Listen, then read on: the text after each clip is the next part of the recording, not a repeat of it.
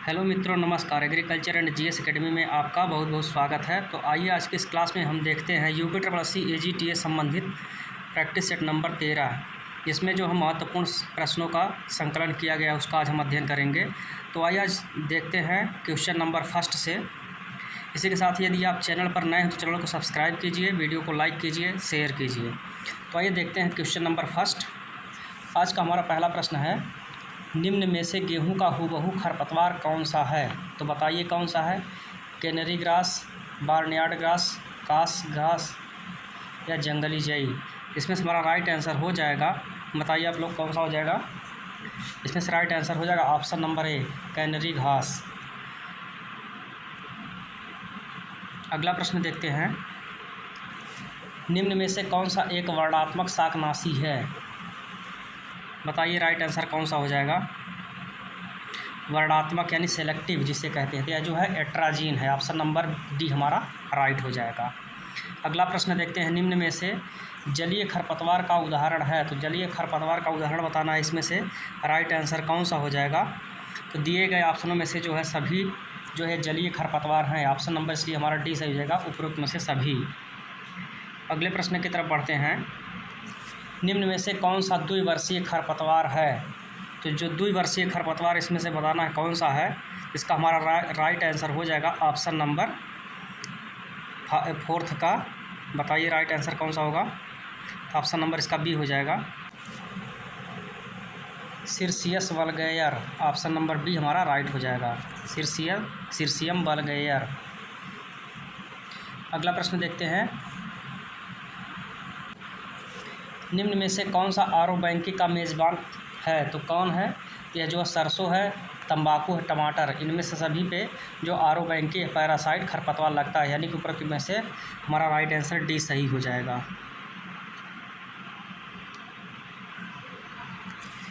एक बीज पत्री खरपतवार है, कौन है? बथुआ है, कृष्णनील है, गुल्ली डंडा है या मकोई? इसमें से बताइए कौन सा छठे का राइट आंसर कौन सा हो जाएगा? तो इसमें से गुल्ली डंडा, इसे फ्लैरिस माइनर के नाम से भी जाना जाता है, गेहूंसा के नाम से। ऑप्शन नंबर सी हमारा राइट हो जाएगा। अगला प्रश्न देखते हैं, निम्न में से कौन सी नगदी फसल से संबंधित है? तो नगदी फसल इसमें कौन सी है? गेहूं, धान, मूंग या तंबाकू? इसमें से हमारा राइट आंसर हो जाएगा ऑप्शन नंबर डी, तंबाकू एक जो है नगदी फसल या कैश क्रॉप है। अगला प्रश्न देखते हैं, प्लांटेगो ओवेटा एक फसल है, ये कैसी फसल है? यह जो है औषधीय प्लांट है, इसको इसबगोल के नाम से जानते हैं। ऑप्शन नंबर डी हमारा राइट हो जाएगा। जूट का संबंध किस कुल से है? तो जूट का संबंध अब जानते हैं आप लोग, यह टिलियेसी फैमिली से बिलोंग करता है, तो ऑप्शन नंबर इसका बी जो है राइट हो जाएगा। दिया गया है, निम्न में से कौन सी नगदी फसल है? 10वां प्रश्न फिर पूछा, नगदी फसल गेहूँ है, धान है, गन्ना है या मक्का है? इसमें से राइट आंसर हमारा हो जाएगा ऑप्शन नंबर जो है सी, ये गन्ना जो है एक नगदी फसल है। अगले प्रश्न की तरफ बढ़ते हैं। अगला प्रश्न हमारा कह रहा है कि रूपांतरित आलू जो है रूपांतरित भाग है, किसका रूपांतरित भाग है? जड़ का है, कली का है, फूल का है या तना का है? इसमें से बताना है राइट आंसर आपको कौन सा हो जाएगा? यह जो है तना का एक रूपांतरित रूप होता है या भाग होता है तना का, आलू। अगले प्रश्न की तरफ बढ़ते हैं। दिया गया है, निम्न में से C3 फसल है, कौन सी C3 फसल बताइए? 12 का राइट आंसर कौन सा हो जाएगा? इसमें देखिए ज्वार, मक्का दिया, ज्वार और बाजरा ये सभी C4 प्लांट है, धान केवल है ये C3 प्लांट है। ऑप्शन नंबर सी हमारा इसमें राइट हो जाएगा। दिया गया है, वायुदाब प्रभावित होता है, वायुदाब प्रभावित होता है ऊंचाई द्वारा, तापमान द्वारा, जलवाष्प द्वारा, उपरोक्त सभी द्वारा। तो 13 का राइट आंसर कौन सा हो जाएगा? यह जो है तापमान, ऊंचाई और जलवाष्प सभी के द्वारा जो है वायुदाब प्रभावित होता है, यानी कि हमारा ऑप्शन नंबर डी सही हो जाएगा। अगले प्रश्न की तरफ बढ़ते हैं, देखते हैं हमारा अगला प्रश्न क्या कह रहा है। दिया गया है, मुख्य फसल की पैदावार बढ़ाने हेतु रोपाई की जाने वाली फसल को कहते हैं? तो रोपाई की जाने वाली फसल या उगाई पैदावार को, माफ़ कीजिएगा फिर से प्रश्न पढ़ दे रहे हैं। मुख्य फसल की पैदावार बढ़ाने हेतु उगाई जाने वाली फसल को कहते हैं? तो कौन सी फसल कहते हैं? संवर्धन फसल कहते हैं, समांतर फसल, अंतर फसल या जो फसल कहते हैं? इनमें से बताइए राइट आंसर कौन सा हो जाएगा? तो हमारा राइट आंसर हो जाएगा ऑप्शन नंबर ए, संवर्धन फसल कहते हैं। अगला प्रश्न देखते हैं। दिया गया है, ओस के बढ़ने के लिए आवश्यक अवस्था होती है, आवश्यक अवस्था है कौन सी है? ओस के बनने के लिए आवश्यक अवस्था है। 15 का राइट आंसर बताइए कौन सा हो जाएगा। इसमें से हमारा जो है राइट आंसर हो जाएगा ऑप्शन नंबर डी उपरोक्त सभी। दिया गया है वर्षा की मात्रा, हवा में नमी की पर्याप्त मात्रा, दूसरा दिया शांत मौसम और तीसरा दिया है बादल रहित मौसम। ये तीनों उत्तरदायी होते हैं, यानी कि हमारा ऑप्शन नंबर डी सही हो जाएगा। अगला प्रश्न देखते हैं। दिया गया है वाष्पोत्सर्जन मापने हेतु किस यंत्र का प्रयोग किया जाता है। तो बताइए किस यंत्र का प्रयोग किया जाता है। 16 का राइट आंसर हमारा कौन सा हो जाएगा। तो ऑप्शन नंबर सी हमारा राइट हो जाएगा, लाइसीमीटर। वाष्पोत्सर्जन दर मापने के लिए जो है पोटोमीटर का भी प्रयोग करते हैं। इसके द्वारा पोटोमीटर के द्वारा जो है पौधे द्वारा पानी के अवशोषण को मापा जाता है, उसी से जो है वाष्पोत्सर्जन दर ज्ञात की जाती है, पोटोमीटर और लाइसीमीटर दोनों से। अगले प्रश्न की तरफ बढ़ते हैं। दिया गया प्रश्न में आइसोबार किसके समान बिंदुओं को मिलाने वाली रेखा होती है। आइसोबार जो मान के बिंदुओं को मिलाने वाली रेखा कौन सी होती है। तो बताइए किसके। तो 17 का हो जाएगा ऑप्शन नंबर बी हमारा, दबाव। अगला प्रश्न देखते हैं। दिया गया है कृषि जलवायु खंड किस आधार पर विभक्त होते हैं। तो 18 का बताना है राइट आंसर कौन सा हो जाएगा। तो कृषि जलवायु खंड किस आधार पर विभक्त होते हैं। तो यह फसलों के आधार पर होते हैं, मृदा के आधार पर होते हैं और जलवायु के आधार पर, यानी कि ऊपर में से सभी हमारा राइट आंसर हो जाएगा, ऑप्शन नंबर डी। अगला प्रश्न देखते हैं। दिया गया प्रश्न में सूर्य से सीधे आने वाली विकिरणों को मापने में प्रयोग किया जाने वाला उपकरण है। तो कौन सा है तो बताइए राइट आंसर कौन सा हो जाएगा। तो इसमें हमारा राइट आंसर हो जाएगा ऑप्शन नंबर सी सही हो जाएगा, पाइरहेलियोमीटर ऑप्शन नंबर सी हमारा राइट हो जाएगा। अगला प्रश्न देखते हैं। साइक्रोमीटर में थर्मामीटर होते हैं, तो कितने प्रकार के होते हैं। तो इसमें जो 2 प्रकार के होते हैं, ड्राई और वेट और ड्राई, ऑप्शन नंबर सी सही हो जाएगा। मतलब जो है नमी वाले और शुष्क, नमी एवं ड्राई बल्ब वाले 2 प्रकार के थर्मामीटर होते हैं। इसमें हमारा राइट आंसर हो जाएगा ऑप्शन नंबर सी। अगला प्रश्न देखते हैं। दिया गया है अधिकतम तापमापी की क्षमता होती है। 21 का राइट आंसर हो जाएगा हमारा ऑप्शन नंबर। अधिकतम तापमापी की जो क्षमता होती है -40 डिग्री से लेकर जो है +55 डिग्री सेल्सियस तक होता है, ऑप्शन नंबर ए हमारा राइट हो जाएगा। अगला प्रश्न दिया गया है अल्ट्रावायलेट किरणों का औसत मान होता है। तो अल्ट्रावायलेट किरणों का जो औसत मान होता है वह कितना होता है बताना है आपको। यह होता है जो है 10 नैनोमीटर से लेकर के 400 नैनोमीटर होता है, ऑप्शन नंबर 1 हमारा सही हो जाएगा। यदि किसी बादल से वर्षा होती है तो उन बादलों के आगे या पीछे शब्द जुड़ा होता है। तो कौन सा शब्द जुड़ा होता है। तो यह जो है निम्बस जुड़ा होता है, ऑप्शन नंबर सी हमारा राइट हो जाएगा। अगला प्रश्न देखते हैं। क्यूसेक किसकी इकाई है। तो क्यूसेक जो होता है यह गतिशील जल की इकाई होती है, ऑप्शन नंबर हमारा जो है ए राइट हो जाएगा। एक कृषि मौसम विज्ञान वेधशाला का आदर्श आकार कितना होता है। 25 का बताना है राइट आंसर कौन सा हो जाएगा। तो यह होता है ऑप्शन नंबर बी सही हो जाएगा, 55 × 36 मीटर होता है, ऑप्शन नंबर बी राइट हो जाएगा। अगला प्रश्न देखते हैं। दिया गया है नीचे जो है गलत कथन का चयन करें। गलत कथन कौन सा दिया गया है आपको चूज करना है। इसमें से विकल्प 1 देखते हैं। विकल्प 1 में दिया गया है C4 क्रंच एनाटॉमी पाई, तो ये सत्य है। दूसरा देखते हैं। कैम पौधों में पहला CO2 ग्राही फास्फोएनोल पायरुवेट होता है, तो ये भी सही है। अगले विकल्प पे चलते हैं। अगला विकल्प हमारा दिया गया है C4 में पहला CO2 ग्राही फास्फोएनोल पायरुवेट होता है, ये भी सत्य है। लास्ट वाला ही ऑप्शन गलत है। इसमें से राइट आंसर हो जाएगा हमारा जो गलत ऑप्शन है, ऑप्शन नंबर डी हो जाएगा। C3 में पहला CO2 ग्राही फास्फोग्लिसरिक एसिड होता है, तो यही गलत है, यही हमारा राइट आंसर हो जाएगा। अगले प्रश्न की तरफ बढ़ते हैं। अगला प्रश्न हमारा दिया गया है प्रश्न नंबर 27। नीचे गलत कथन का चयन करें।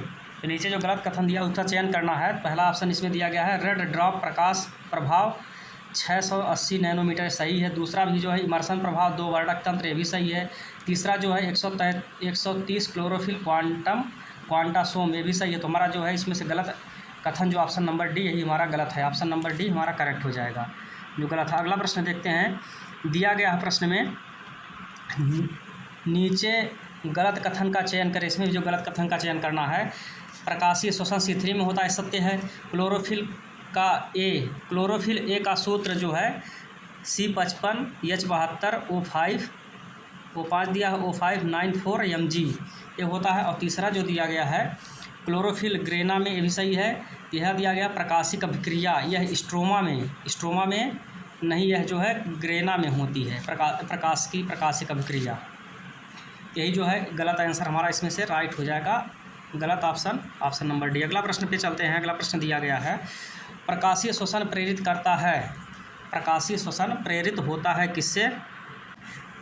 तो इससे जो उच्च O2 और निम्न CO2 में जो है प्रकाशीय श्वसन प्रेरित होता है। ऑप्शन नंबर सी हमारा इसमें राइट हो जाएगा। अगला प्रश्न देखते हैं। प्रश्न नंबर 30 दिया है, एंजाइमों के संदर्भ में निम्नलिखित में से कौन सा कथन सत्य है? एंजाइमों के संदर्भ में हमारा जो है इसमें ऑप्शन नंबर बी सही है। दिया गया है होलो एंजाइम बराबर होता है एपो एंजाइम प्लस को एंजाइम। ऑप्शन नंबर बी हमारा राइट हो जाएगा। अगले प्रश्न की तरफ बढ़ते हैं। प्रश्न नंबर हमारा 31 दिया गया है, दिया है इसमें जिब्रेलिक अम्ल फूल को प्रेरित करता है। तो इसमें हमारा राइट आंसर हो जाएगा कौन सा? तो इसमें राइट आंसर हो जाएगा हमारा ऑप्शन नंबर ए, लंबे दिन की परिस्थितियों में छोटे दिन वाले पौधों में। यही ऑप्शन हमारा राइट हो जाएगा, ऑप्शन नंबर ए। 31 का ए सही हो जाएगा। प्रश्न नंबर 32 देखते हैं, प्ररोह का विभेदन किसके द्वारा नियंत्रित होता है? तो प्ररोह का विभेदन जो होता है उच्च साइटोकाइनिन अनुपात ऑक्सिन अनुपात। ऑप्शन नंबर बी हमारा राइट हो जाएगा। अगले प्रश्न की तरफ बढ़ते हैं। दिया गया है, नीचे गलत कथन का चयन करें। जो गलत कथन उसका चयन करना है। इसमें हमारे में दिया गया है C4 क्रैंज एनाटॉमी पाई जाती है, C4 प्लांट में क्रैंज एनाटॉमी पाई जाती, सत्य है। दिया गया कैम पौधों में पहला CO2 ग्राही फास्फोएनोल पायरुवेट होता है, ये भी सत्य है। तीसरा दिया गया C4 में पहला CO2 ग्राही फास्फोएनोल पायरुवेट PEP होता है, ये भी सत्य है। तो हमारा जो राइट है इसमें से जो गलत कथन दिया गया है ऑप्शन नंबर डी है, यानी कि हमारा इसमें से राइट आंसर हो जाएगा ऑप्शन नंबर डी। अगले प्रश्न की तरफ बढ़ते हैं। अगला प्रश्न है हमारा, नीचे गलत कथन का चयन करें। इसमें से हमारा बताना 35 में से राइट आंसर कौन सा हो जाएगा?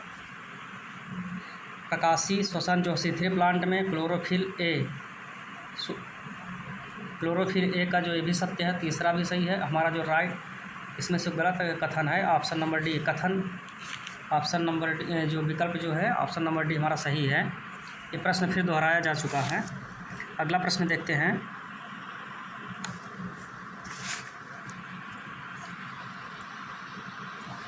नत्रजन का सूक्ष्म जीवों का सार्वंगीकरण के लिए निम्न के लिए जो है कौन सा सूक्ष्म पोषक तत्व है? नत्रजन सूक्ष्म जीवों का सर्वांगीकरण के लिए कौन सा सूक्ष्म पोषक तत्व है? तो इसमें हमारा राइट आंसर हो जाएगा ऑप्शन नंबर सी, मॉलिब्डेनम। अगला प्रश्न देखते हैं। उर्वरक नियंत्रण आदेश उर्वरकों को नियंत्रित करता है। उर्वरकों को नियंत्रित करता है किसके? बिक्री को नियंत्रित करता है, मूल्य को, गुणवत्ता। तो ऑप्शन नंबर हमारा डी राइट हो जाएगा, उपरोक्त सभी। अगला प्रश्न देखते हैं। दिया गया निम्न में से कौन सा जीवाणु अमोनियम नत्रजन को नाइट्राइट नत्रजन में बदलता है? इसका हमारा राइट आंसर हो जाएगा option number B, nitrosomonas. Option number B हमारा राइट हो जाएगा। अगला प्रश्न देखते हैं। आरंभ में धान की फसल में नत्रजन के रूप में लेती है, तो किस रूप में लेती है? 39 का बताइए। यह जो है अमोनिया के रूप में। ऑप्शन नंबर ए हमारा राइट हो जाएगा। अगला प्रश्न देखते हैं। दिया गया है हाइड्रोमीटर विधि से ज्ञात किया जाता है। तो हाइड्रोमीटर विधि से क्या ज्ञात किया जाता है? यह जो है मृदा का कणाकार ज्ञात किया जाता है। 40 का बी राइट हो जाएगा। अगले प्रश्न की तरफ बढ़ते हैं। दिया गया प्रश्न, पोषक तत्वों की उपलब्धता किस पर निर्भर करती है? पोषक तत्व की उपलब्धता जो है किस पर निर्भर करती है? तो यह जो है मृदा के pH मान पर निर्भर करती है। ऑप्शन नंबर डी हमारा राइट हो जाएगा। अगला प्रश्न दिया गया है, मॉन्ट मोरलियोनाइट मृत्तिका किस प्रकार की होती है? तो यह जो है 2:1 प्रकार की होती है। ऑप्शन नंबर बी हमारा राइट हो जाएगा। अगला प्रश्न देखते हैं। प्रश्न में दिया गया है, क्षारीय मृदाओं को किसके प्रयोग से सुधारा जा सकता है? तो क्षारीय मृदाओं में जिप्सम, पायराइट और ढैंचा, इन तीनों सुधारा जा सकता है। इसलिए हमारा जो है ऑप्शन नंबर डी राइट हो जाएगा, उपरोक्त सभी। अगला प्रश्न देखते हैं। pH किसका जो है लघुगणक होता है? तो pH जो है 44 का बताइए राइट आंसर।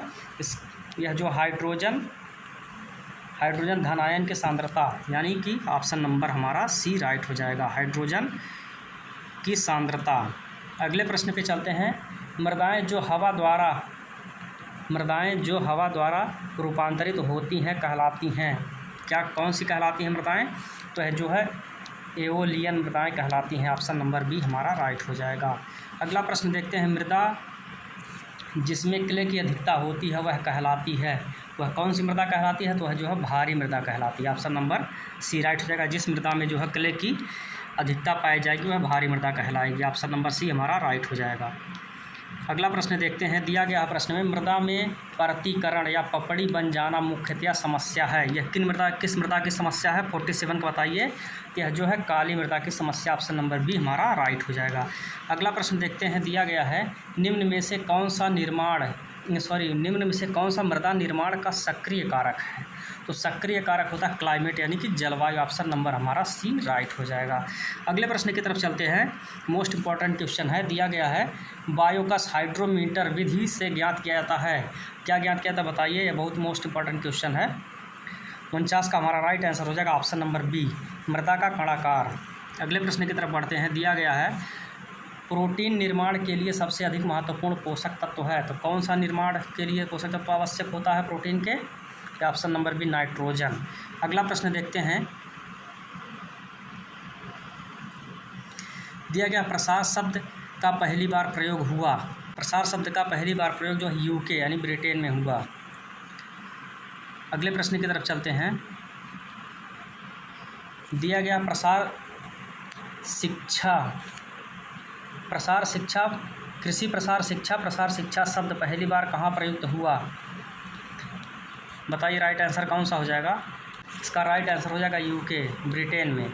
इसमें जो कृषि प्रसार शिक्षा के रूप में प्रयोग हुआ था 1873 ईस्वी में यूके के कैम्ब्रिज विश्वविद्यालय में जो कृषि प्रसार शब्द का प्रयोग पहली बार किया गया था। अगले प्रश्न की तरफ बढ़ते हैं। दिया गया प्रश्न में अभिग्रहण प्रक्रिया एडॉप्शन प्रोसेस के अवयव हैं, कितने अवयव होते हैं? तो 5 अवयव होते हैं, ऑप्शन नंबर बी हमारा इसमें राइट हो जाएगा। अगला प्रश्न देखते हैं। दिया गया है विधि प्रदर्शन मेथड डिमॉन्स्ट्रेशन के जनक कौन हैं? तो यह जो है सीमैन ए नैप हैं, ऑप्शन नंबर डी हमारा राइट हो जाएगा। अगला प्रश्न दिया गया है चर्चा के लिए जब एक बड़ा समूह थोड़े समय के लिए छोटे भागों में बांट दिया जाता है तो वह कहलाता है, क्या कहलाता है? तो वह बज सेशन यानी कि जो बज सत्र कहलाता है, ऑप्शन नंबर बी हमारा राइट हो जाएगा। अगला प्रश्न देखते हैं। दिया गया प्रश्न में राष्ट्रीय कृषि एवं ग्रामीण विकास बैंक नाबार्ड की स्थापना हुई थी, तो कब हुई थी? यह 12 जुलाई 1982 को हुई थी, ऑप्शन नंबर बी हमारा राइट हो जाएगा। जब कुल उत्पादन शून्य होता है तो क्या इसमें से राइट आंसर कौन सा सही हो जाएगा? 57 का बताइए right answer, option number D. जब जो है कुल उत्पादन शून्य होता है तो औसत और सीमांत उत्पादन दोनों शून्य होंगे, ऑप्शन नंबर डी हमारा राइट हो जाएगा। अगले प्रश्न की तरफ बढ़ते हैं। 58 जब सीमांत उत्पादन बढ़ता है तो कुल उत्पादन, 58 का राइट आंसर बताइए।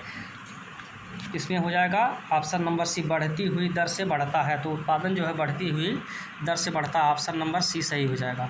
अगले प्रश्न की तरफ चलते हैं। प्रक्षेत्र प्रबंधन पर एक महत्वपूर्ण अचल व्यय यानी फिक्स्ड कॉस्ट है, वह कौन सी है? तो यह जो है भूमि किराया, ऑप्शन नंबर बी हमारा राइट हो जाएगा। अगले प्रश्न की तरफ चलते हैं। जनसंख्या का सिद्धांत किसके द्वारा प्रतिपादित किया गया था? तो जनसंख्या का सिद्धांत जो है माल्थस के द्वारा प्रतिपादित किया गया था, ऑप्शन नंबर सी हमारा राइट हो जाएगा। अगला प्रश्न देखते हैं। दिया गया है भेड़ में गर्भकाल कितने दिन का होता है? तो बताइए इसमें से राइट आंसर कौन सा हो जाएगा? भेड़ का गर्भकाल कितने दिन का होता है? तो यह जो है 147 दिन का होता है, ऑप्शन नंबर ए हमारा राइट हो जाएगा। दिया गया अगले प्रश्न में लैक्टोज के किस में परिवर्तन के कारण दूध खट्टा हो जाता है? तो लैक्टोज का लैक्टिक एसिड में परिवर्तन के कारण ही जो है दूध खट्टा हो जाता है, ऑप्शन नंबर हमारा डी राइट हो जाएगा, लैक्टिक एसिड। अगला प्रश्न देखते हैं। दिया गया है गाय में मध चक्र की अवधि होती है, तो गाय में मध चक्र की अवधि जो है 21 दिन की होती है, ऑप्शन नंबर सी हमारा राइट हो जाएगा। अगले प्रश्न की तरफ बढ़ते हैं। अगले प्रश्न में कह रहा है कि गायों में मानक ब्यात काल की अवधि होती है, कितने दिन होती है? तो यह जो है 280 से 82 दिन होती है। इसमें 280 दिया गया है। ऑप्शन नंबर ए हमारा राइट हो जाएगा। अगले प्रश्न की तरफ चलते हैं। दिया गया है प्रश्न में, चूजों में रानीखेत बीमारी का जो है आरंभिक टीकाकरण जो है कितनी आयु पर करते हैं? तो चूजों का जब 1 सप्ताह के होते हैं तो उनका टीकाकरण कर दिया जाता है। ऑप्शन नंबर ए हमारा राइट हो जाएगा। यहाँ से कंप्यूटर का प्रश्न चालू है। यहाँ से देख लेते हैं। Ctrl+X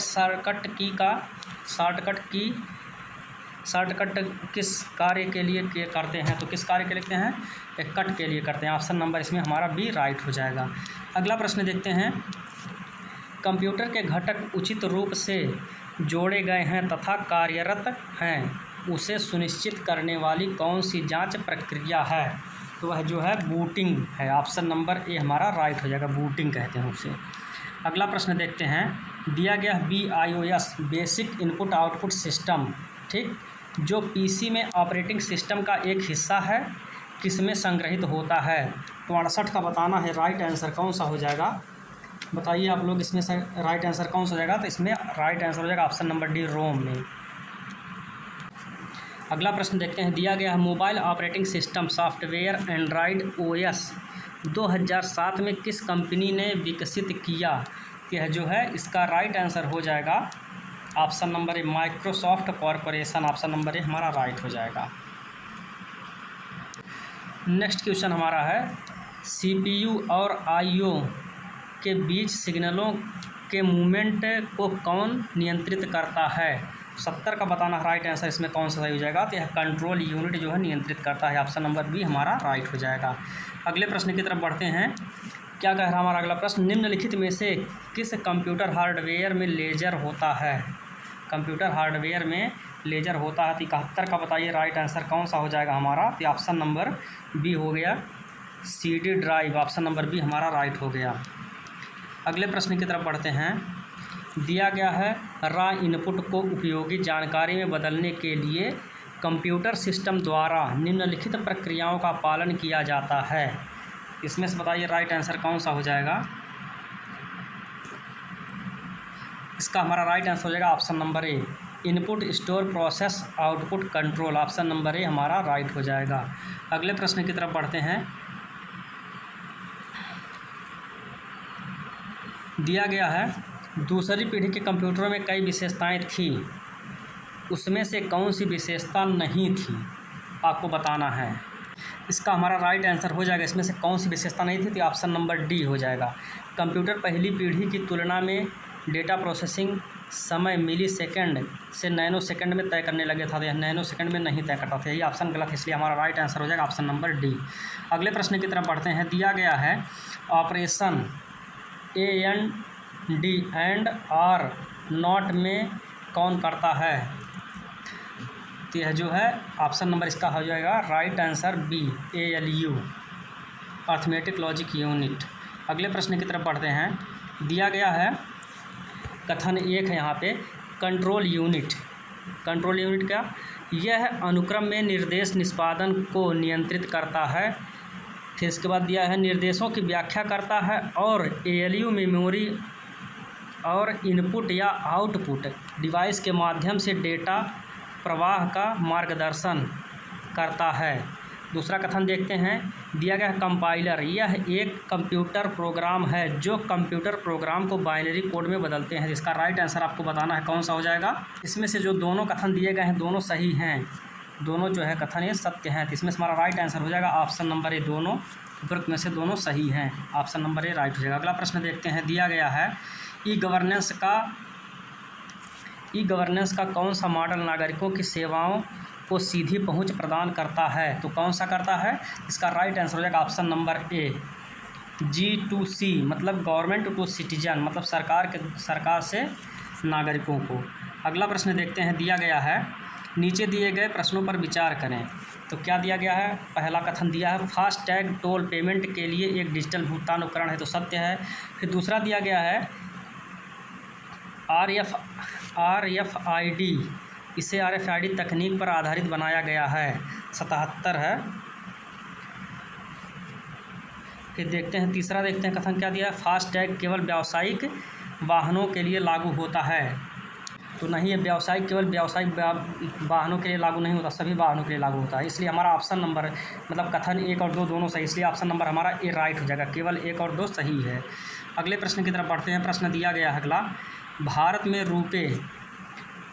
रुपे कार्ड के पीछे मुख्य उद्देश्य क्या है? 78 का बताना है राइट आंसर। आप बताइए कौन सा हो जाएगा? 78 का हमारा राइट आंसर हो जाएगा तुम्हें सभी। तो क्या क्या है? विदेशी भुगतान गेटवे पर निर्भरता कम करना, दूसरा दिया है डिजिटल भुगतान को बढ़ावा देना, तीसरा दिया है वित्तीय समावेशन को बढ़ाना। तो हमारा तीनों विकल्प जो है सही है, यानी कि हमारा राइट आंसर हो जाएगा ऑप्शन नंबर डी। अगला प्रश्न देखते हैं, नीचे दिए गए कथनों पर विचार करें और सही विकल्प चुनें। पहला देखिए क्या कह रहा है, आर्टिफिशियल इंटेलिजेंस का उद्देश्य मानव जैसे बुद्धिमान सिस्टम का निर्माण करता है। दूसरा देखते हैं क्या कह रहा है, एआई केवल स्वचालन ऑटोमेशन तक सीमित है। फिर तीसरा देखते हैं क्या कह रहा है, मशीन लर्निंग और डीप लर्निंग एआई की शाखाएं हैं। इसमें से हमारा राइट आंसर हो जाएगा 79 का ऑप्शन नंबर सी सही हो जाएगा। 1 और 3 सही है, 2 गलत है, मतलब पहला सही और तीसरा सही है, यानी कि हमारा ऑप्शन नंबर सी राइट हो जाएगा। 1 और 3 सही है।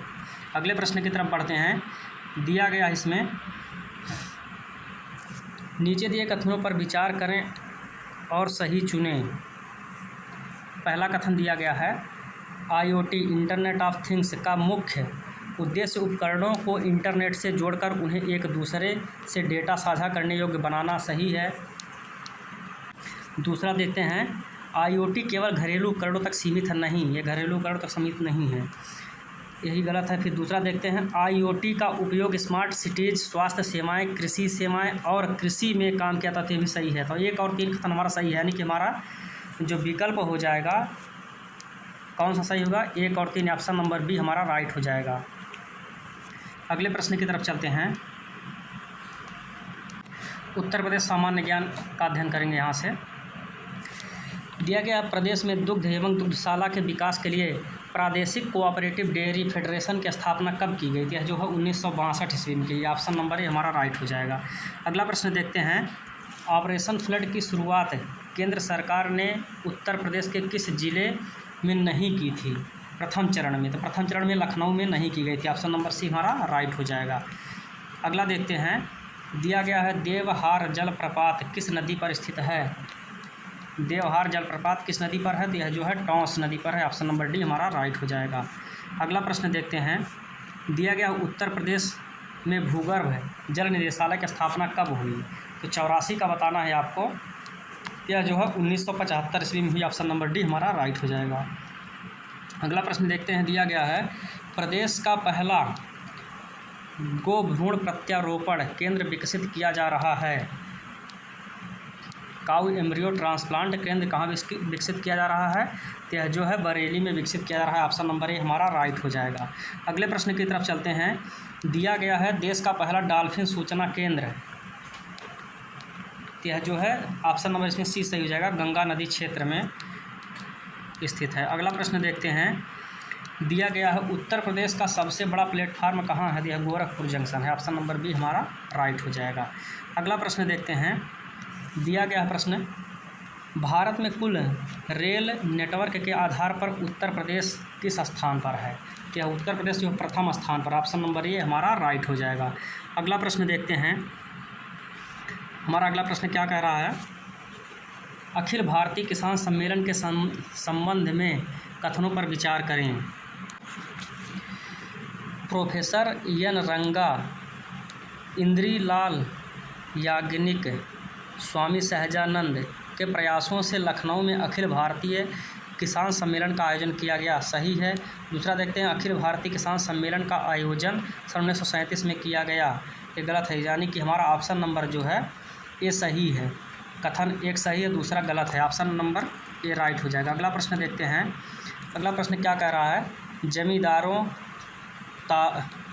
तालुकेदारों का सामाजिक बहिष्कार करने के लिए किस जिले में नाई धोबी बंद आंदोलन चलाया गया था? किस जिले में? तो यह प्रतापगढ़ जिले में चलाया गया था। ऑप्शन नंबर बी हमारा राइट हो जाएगा। अगला प्रश्न देखते हैं, दिया गया है, राहुल सांकृत्यान संग्रहालय कहाँ स्थित है?